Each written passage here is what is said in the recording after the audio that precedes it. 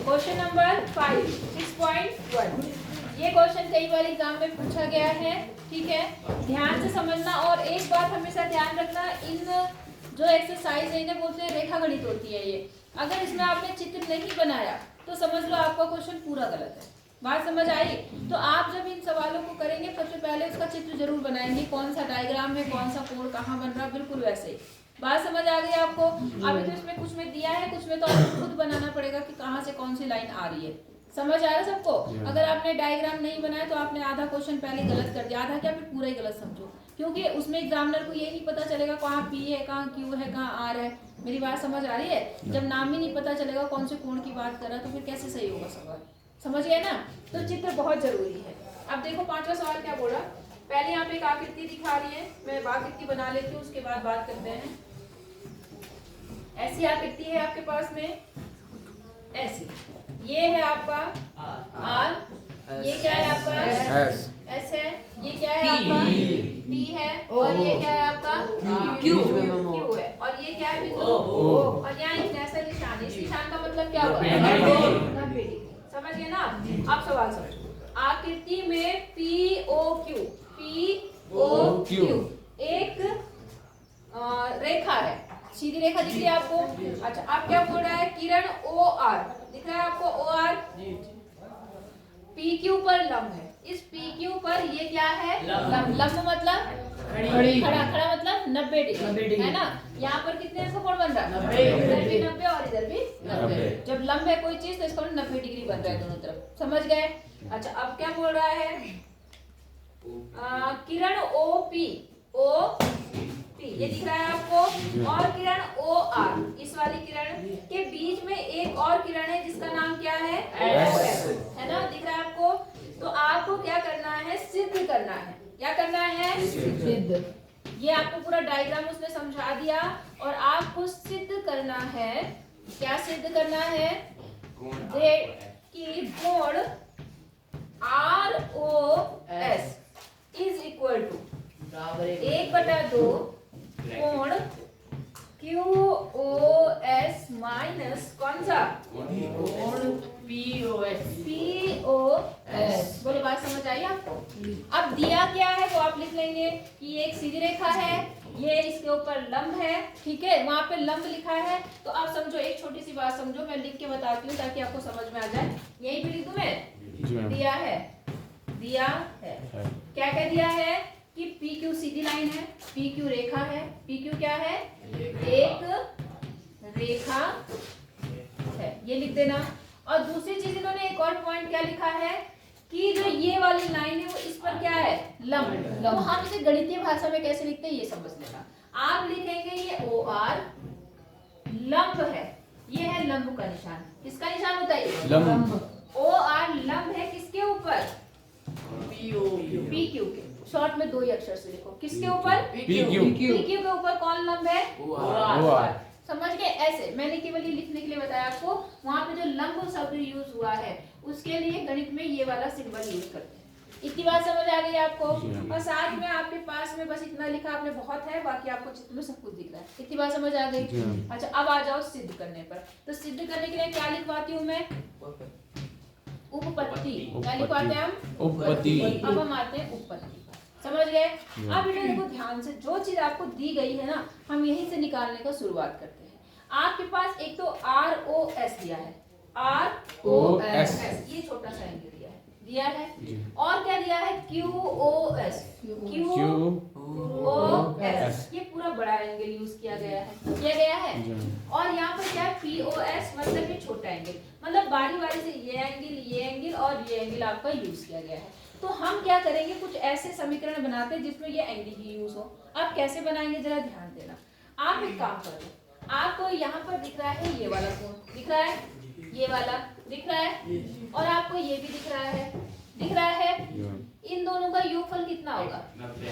90 होगा। एक इक्वेशन 90 वाली बना के देखते हैं, ठीक है? तो बताओ कौन कौन से होंगे कोण? कौन सा? एस ओ आर और plus P O S is equal to कितना हो गया? 90 डिग्री। बोलो, बात समझ आ गई कि नहीं आई? आ गई। अच्छा, ये तो हो गया अब एक और चीज हो सकती है SOR और यहाँ पे क्या आ गया ठीक है इतना आ गया। अब एक और चीज आपको पता है कि ये वाला कोण कितना है 90 है ठीक है। एक मिनट थोड़ी देर के लिए मैं थोड़ा सा बताई पर आपको। अब देखो बेटा एक बार तो आपने ये वाला ले लिया पूरा, इसका आपने कहा ये प्लस ये होगा। अब एक बार आप ये वाला पूरा ले लो, कौन सा कोण है ये बोलो SOQ। अब इसमें दो कोण है, कौन कौन से हैं, एक ये और एक ये प्लस ये मिलके बनेगा तो ये भी लिख लिया मैंने। क्या लिखा मैंने कोण SOR प्लस कोण ROQ। इतनी बात समझ आई या नहीं आई? अगर इतनी आ गई तो आपके लिए बहुत सारी चीजें आसान हो गई। कैसे आसान हो गई वो समझो। आपके पास में इसका मतलब कितना है ROQ कितना है ये यहाँ पे मैं 90 लिख देती हूँ। कितना लिख दे रही हूँ ये यहाँ प्लस में, इधर जाके क्या होगा तो ये बन गया कोण SOQ माइनस कोण SOR बराबर कितना हो गया 90। ये एक इक्वेशन ये बन गई और एक इक्वेशन क्या बन गई ये। आपको ये समझ आया कि नहीं आया? एक में मैंने ये दोनों लिया इज इक्वल टू 90 कर दिया, एक में मैंने क्या करा ये पूरा कोण बराबर दो कोणों के हैं, ये कोण प्लस ये कोण कर दिया मैंने और इनकी जगह पे मतलब मैंने इस तरह से 90 वाले की जगह पे 90 लिख दिया। इतनी बात समझ आई? अब दोनों में दोनों साइड में क्या है 90। इसका मतलब ये वाली साइड आपस में बराबर होती है। जब भी मैंने अपने कल भी ऐसे सवाल किए थे जब राइट साइड बराबर होती है तो लेफ्ट साइड भी क्या होती है। तो उस हिसाब से इक्वेशन 1 जो है वो किसके बराबर है इक्वेशन 2 के। तो इक्वेशन 1 में क्या है देखो कोण SOR और प्लस कोण POS बराबर किसके हो जाएगा 90 नहीं 90 तो बराबर है ना दोनों में, तो ये वाली चीजें इसके क्या होंगी तो कितना है बताओ वहां पर कोण SOQ माइनस कोण SOR। बोलो बात समझ आई या नहीं आई? अब जरा ध्यान दो यहाँ पर SOR है यहाँ पर भी क्या है तो मैं इनको एक तरफ कर लेती हूँ। इनको क्या कर लेती हूँ एक तरफ। देखो जो हमें प्रूव करना है उसमें भी SOR एक तरफ है या नहीं है?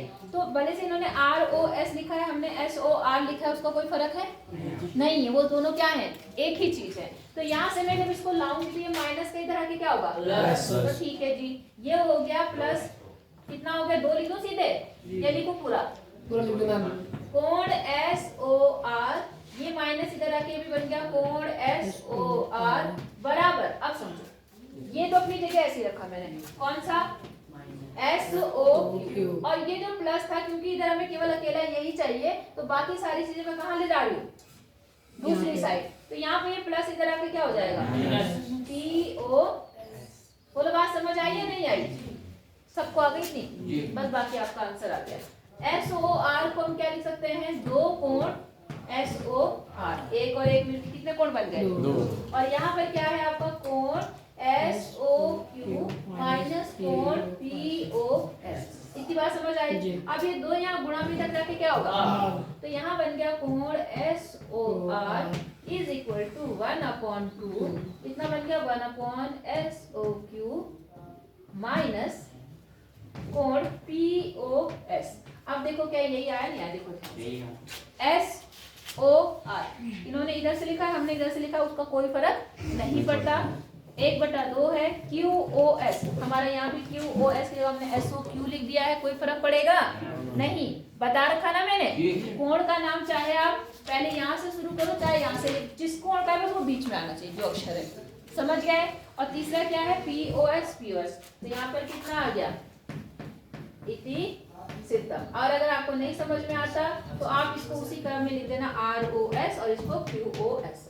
बोलो बात समझ आई या नहीं? दोबारा समझाना है नहीं पक्का ना ये दोनों इज इक्वल टू 90 ये पूरा ये प्लस ये मिलके ये पूरा और बस इसमें आपने यहाँ पर क्या करा इसकी जगह पर 90 रखा इसको इधर ले गए फिर ये दोनों इक्वेशन बराबर कर दिया आपका आ गया। और ये बहुत इंपॉर्टेंट क्वेश्चन है।